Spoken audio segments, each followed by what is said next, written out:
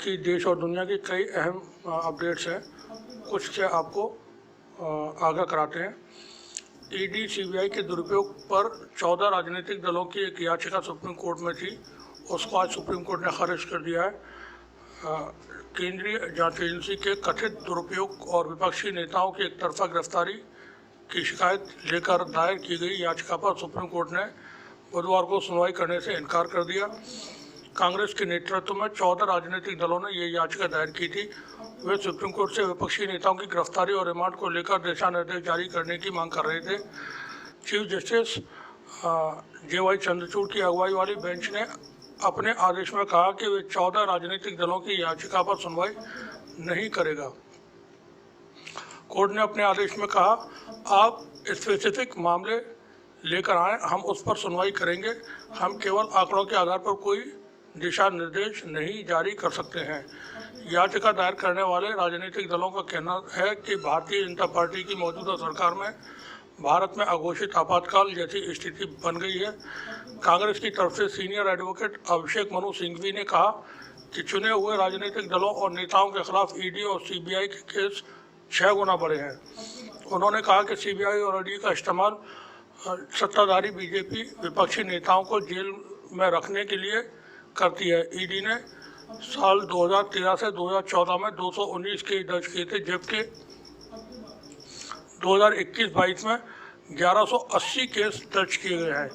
साल 2014 के बाद से 121 राजनीतिक नेताओं के खिलाफ जांच की जा रही है, जिसमें 95% विपक्षी पार्टियों से जुड़े हुए हैं।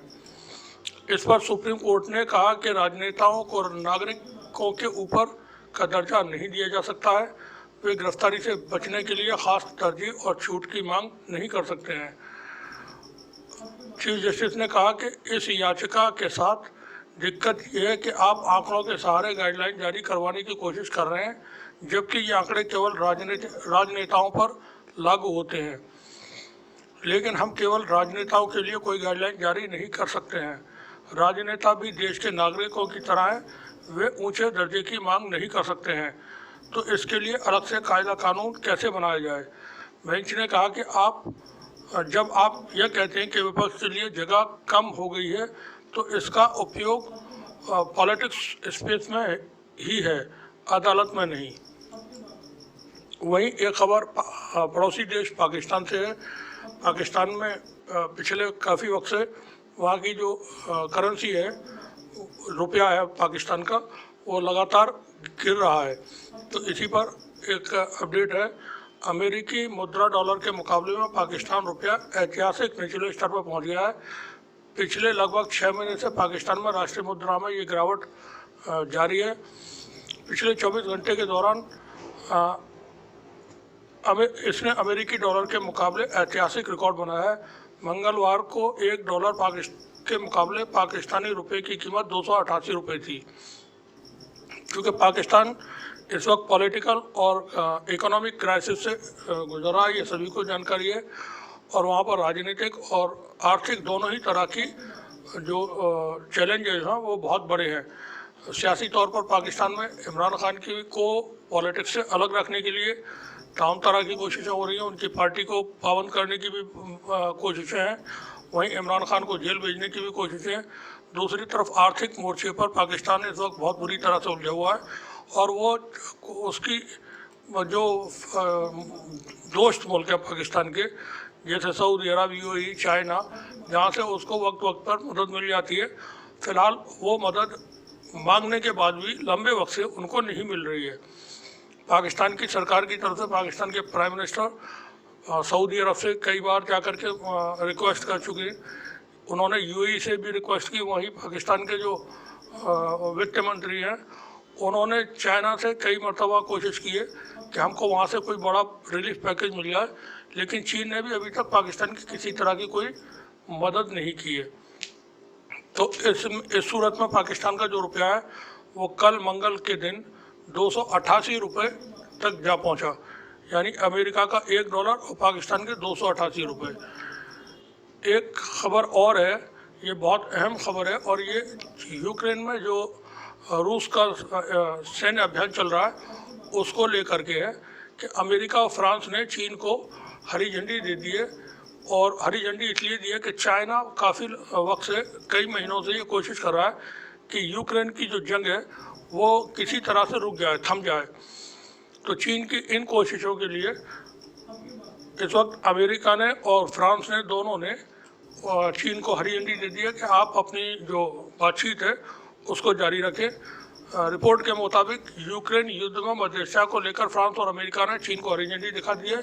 अमेरिकी राष्ट्रपति जो बाइडेन और फ्रांसीसी राष्ट्रपति मैक्रों के बीच हुई टेलीफोन वार्ता में इस बात पर सहमति बनी कि यूक्रेन युद्ध में मध्यस्थता को चीन के प्रयासों को बढ़ने दिया जाए। हालांकि अमेरिका के साथ यूरोपीय देश ही यूक्रेन के लिए हथियार भेजकर यूक्रेन युद्ध को बढ़ाने में भूमिका निभा रहे हैं। इस बीच फ्रांस के राष्ट्रपति मैक्रोन 3 दिवसीय यात्रा पर चीन भी पहुंच रहे हैं। चीन के विदेश मंत्रालय के अनुसार इस देश के राष्ट्रपति शी जिनपिंग फ्रांस के अपने समकक्ष से द्विपक्षीय मुद्दों पर विस्तार से चर्चा करना चाहते हैं। फ्रांस के राष्ट्रपति मैक्रोन की चीन यात्रा में उनके साथ यूरोपीय आयोग के अध्यक्ष भी होंगे। फ्रांस की यात्रा पर जाने से पहले यूरोपीय आयोग के अध्यक्ष ने फाइनेंशियल टाइम्स को दिए अपने एक इंटरव्यू में कहा कि यूरोपीय संघ चीन और रूस की दोस्ती से बहुत चिंतित है। इसी के साथ उन्होंने ये भी कहा कि वो 1 वर्ष से अधिक समय से जारी यूक्रेन युद्ध को रुकवाने के लिए चीन को रूस के साथ अपने प्रभाव को प्रयोग करना चाहिए। उनका कहना है कि चीन सार्थक ढंग से रूस को अपना प्रभाव डाल सकता है और दोनों देशों की इस बारे में कुछ जिम्मेदारियां भी हैं। यानी चाइना की कोशिशों को जो वो जंग रुकवाने के लिए कर रहा है, वो फ्रांस और अमेरिका चाहते हैं कि वो कोशिश जारी रहे और किसी तरह से यूक्रेन की जंग रुके। क्योंकि यूक्रेन की जंग के प्रभाव जिस तरह के अमेरिका और यूरोप के नेटो सदस्य देश हैं समझते थे कि वो रूस पे होंगे, वो नहीं हुए। रूस में आर्थिक बदहाली का इनको उम्मीद थी। इसी को लेकर के तरह तरह के बहुत सारे प्रतिबंध रूस के ऊपर लगाए गए, जिसका कोई नुकसान रूस को नहीं हुआ, बल्कि रूस की जो अर्थव्यवस्था है 2014 के बाद और ज़्यादा मजबूत हो गई और ये पिछले 9 साल में सबसे ज़्यादा मजबूत हुई है। वहाँ पर फॉरेन करेंसी नहीं आई, लेकिन रूस का जो मुख्य आमदनी का सोर्स है वो गैस और पेट्रोल है। तो गैस के ज़रिए और पेट्रोल के ज़रिए, चूँकि अमेरिका चाहता था, सऊदी अरब से उसकी डिमांड थी कि सऊदी अरब ऑयल के प्रोडक्शन को बढ़ा दे ताकि जो तेल की कीमतें हैं वो घट जाए और इससे रूस को नुकसान होता। लेकिन सऊदी अरब ने अमेरिका की कोई बात नहीं मानी, सऊदी अरब के साथ यूएई ने भी कोई बात नहीं मानी और ईरान से अमेरिका इस तरह की डिमांड करने की हिम्मत ही नहीं कर सकता है कि उससे कहे कि आप इसको घटा दो या बढ़ा दो। तो सऊदी अरब ने अमेरिका को बिल्कुल साफ इनकार कर दिया और वो रूस और चीन के साथ उसने क्लब किया खुद को। और यही वजह है कि इस वक्त अरब के मुल्कों के अंदर एक आपसी यूनिटी देखने को मिल रही है, जिसमें तमाम अरब देश जो सीरिया, जिसके ख़िलाफ़ पिछले लंबे वक्त तक ख़ुद सऊदी अरब ने दाइश को बढ़ावा दिया और जंग भी जारी रखी वहाँ, अब वो इसी महीने रमज़ान के आखिर में सीरिया के राष्ट्रपति सऊदी अरब पहुँच रहे हैं और आपस में ताल्लुकात बहुत अच्छे हुए हैं। सीरिया के विदेश मंत्री, ईरान के विदेश मंत्री, इराक के विदेश मंत्री, सऊदी अरब के विदेश मंत्री, आपस में मुलाकातें हो रही हैं उनकी। और यूएई में अभी सीरिया के जो राष्ट्रपति थे पिछले साल, वो नवंबर के महीने में वहाँ विजिट भी किए थे। रेड कारपेट पे उनका वेलकम यूएई ने किया था, उस यूएई ने जिसके साथ उनकी लंबे वक्त तक ताल्लुकात ख़राब रहे थे। और एक ख़बर और बता दें कि कल यूएई में लंबे वक्त के बाद, तकरीबन 8 सालों के बाद, ईरान का जो दूतावास है वो खुल चुका है। एक ख़बर और है भारत से, और ये हाशिमपुरा का जो नरसंहार है मेरठ में, उसको लेकर के, क्योंकि पिछले शुक्रवार को जुमे के दिन अदालत ने सभी आरोपियों को, जो 41 आरोपी उसमें थे, सबको बरी कर दिया है। और इस नरसंहार में कम से कम 72 मुसलमानों की हत्या पीएसी के लोगों ने 1987 के मेरठ के दंगों में की थी। खबर कुछ इस तरह से है, 1987 में मेरठ में पीएसी के हाथों मुसलमानों के नरसंहार में कई मामलों में से एक मलियाना नरसंहार मामले में एक निचली अदालत ने 36 साल बाद 41 आरोपियों को बरी कर दिया है। यूपी के मेरठ शहर के बाहरी इलाके में स्थित मलियाना गांव में 23 मई 1987 को कम से कम 72 मुसलमानों का नरसंहार कर दिया गया था। मुसलमानों के खिलाफ हिंसा के इतने मामलों में अदालती फैसलों ने पीड़ितों और उनके परिवारों को गहरी चोट पहुंचाई है। शुक्रवार को निचली अदालत की ओर से आरोपियों को बरी करने के मामले को आलोचकों क्रिटिक जो है इंसाफ का मजाक बता रहे हैं। एमनेस्टी इंटरनेशनल समेत कई मानवाधिकार संगठनों ने मलियाना दंगों में पुलिस के शामिल होने के सबूतों का दस्तावेजीकरण किया था। दंगों को विस्तार से कवर कर चुके जो वरिष्ठ पत्रकार हैं, बीबीसी के पत्रकार कुर्बान अली का कहना है कि कोर्ट में जो पोस्टमार्टम रिपोर्ट जमा की गई थी उसके मुताबिक कम से कम 36 लोगों के शरीर में गोलियों के निशान थे। मलियाना हिंसा मामले में अदालत के 26 पेज के फैसले में हिंसा के दिल दहलाने वाले ब्यौरे दर्ज हैं। एक युवक की मौत गले में गोली लगने से हुई, उसके पिता को तलवारों से टुकड़े टुकड़े कर दिया गया और 5 साल के उसके बच्चे को आग में झोंक दिया गया था। मलियाना नरसंहार में के दिन पहले 22 मई को पीएसी के जवानों ने मुसलमान बहुल हाशिमपुरा में घुसकर मुसलमानों का नरसंहार किया था। पीएसी के जवानों ने यहां से 48 पुरुषों को बाहर निकालकर और उनको गोलियां मार दी थी। इसके बाद उनकी लाशों को एक नदी में ले जा करके, जो करीब मेरठ में ही वहीं पे कोई नदी है, उसमें फेंक दिया था। 6 लोग जो उसमें से बचे थे, उन लोगों ने बाद में उस दिन क्या हुआ था सारी वारदात को बताया था। ये इसी मामले में 2018 में दिल्ली हाई कोर्ट ने हाशिमपुरा में मुसलमानों के नरसंहार के आरोप में पीएसी के पूर्व 26 जवानों को आजीवन कारावास की सजा भी सुनाई थी। तो ये कई सारी खबरें हैं जो अभी आपके सामने बताई। एक खबर और है, ये अपडेट हिंदुस्तान से ही है। ये खबर कुछ इस तरह से कि भारत के 1/3 जो लोग हैं वो बेरोजगारी का शिकार हो चुके हैं। यानी 140 करोड़ जो आबादी भारत की बताई जाती है, उसमें से तकरीबन 50 लाख लोग ऑफिशियली बेरोजगार हैं हिंदुस्तान के अंदर। ये एक NSO की रिपोर्ट है। उसके मुताबिक लगभग 1/3 युवाओं के पास ना तो रोजगार है और ना ही उनके पास शिक्षा है। भारत सरकार की इस संस्था की रिपोर्ट के अनुसार देश में 15 से 29 वर्ष के आयु वर्ग में शामिल हर 3 भारतीयों में से एक रोजगार, शिक्षा और प्रशिक्षण से दूर है। अगर इस संबंध में महिलाओं के बारे में बात की जाए तो ये आंकड़ा जो है और बहुत ज़्यादा हो जाएगा।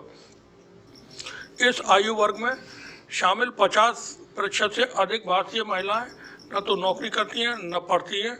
रिपोर्ट में बताया गया है कि 2,76,000 घरों में कराए गए सर्वेक्षण का उद्देश्य संयुक्त राष्ट्र संघ के तहत विकास के लक्ष्यों के राष्ट्रीय संकेतकों पर राष्ट्रीय डाटा को जुटाना था। इससे पहले NSO की एक रिपोर्ट में बताया गया था कि भारत में बेरोजगारी पिछले 45 सालों में उच्चतम पहुंच चुकी है। ये आंकड़े जो हैं ग्रामीण और शहरी इलाकों में इनमें अलग अलग है। यानी शहरों में जो बेरोजगारी की दर है वो अलग है और देहातों में अलग है। तो इस तरह से ये रिपोर्ट है जिसमें तकरीबन 50 करोड़ लोग हिंदुस्तान में बेरोजगार हैं। पाकिस्तान की कुल आबादी 22 करोड़ है। यानी पाकिस्तान से 2.5 गुना ज़्यादा लोग हिंदुस्तान के अंदर जितनी पाकिस्तान की या बांग्लादेश की आबादी है या रूस की भी इतनी ही आबादी है जितनी उत्तर प्रदेश या पाकिस्तान या बांग्लादेश की है। 22 करोड़ आबादी तकरीबन रूस की भी है। तो हम इस तरह से समझ सकते हैं कि रूस या पाकिस्तान या बांग्लादेश की जितनी कुल आबादी है उसका 2.5 गुना ज़्यादा आबादी हिंदुस्तान में बेरोजगार है। और ये तादाद उससे भी ज़्यादा हो सकती है क्योंकि कोरोना के बाद और GST, नोटबंदी, ये जो तमाम चीज़ें हुई हैं उसमें बेरोजगारी दर जो है भारत के अंदर बहुत ज़्यादा बढ़ी है।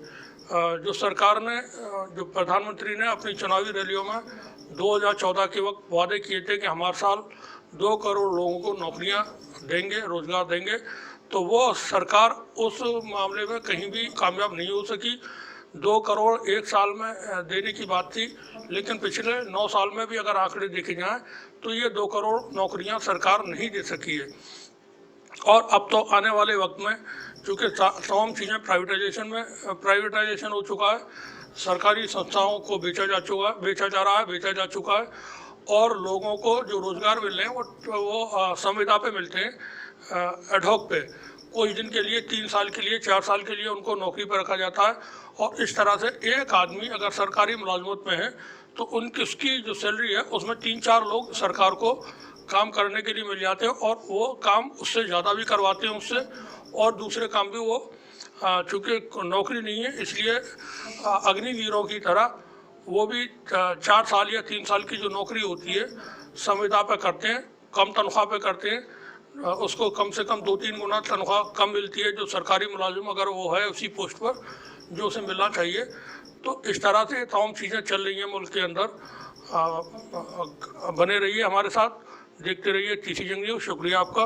आपसे एक रिक्वेस्ट है, निवेदन है कि अगर हमारी खबरें कहीं कोई कमियां आपको दिखती है या कोई उसमें फॉल्ट है, कोई आंकड़ों में गलती है, तो आप मेहरबानी करके उसको कमेंट बॉक्स में हमें ज़रूर बताएं ताकि हम इसमें जो गलती है उसमें सुधार कर सकें। शुक्रिया आपका। इलाहाबाद हाईकोर्ट की लखनऊ बेंच ने आज दिनांक 5 अप्रैल 2023 को हजरत मौलाना कलीम सिद्दीकी साहब की जो बेल एप्लीकेशन अपील के थ्रू गई थी उसको मंजूरी दे दी है।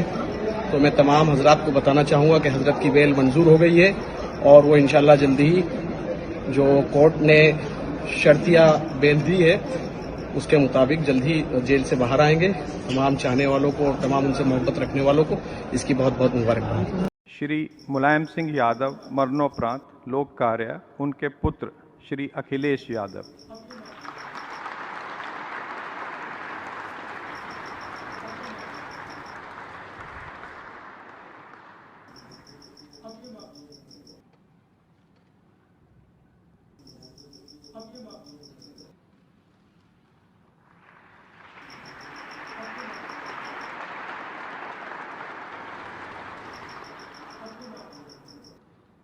पद्म भूषण।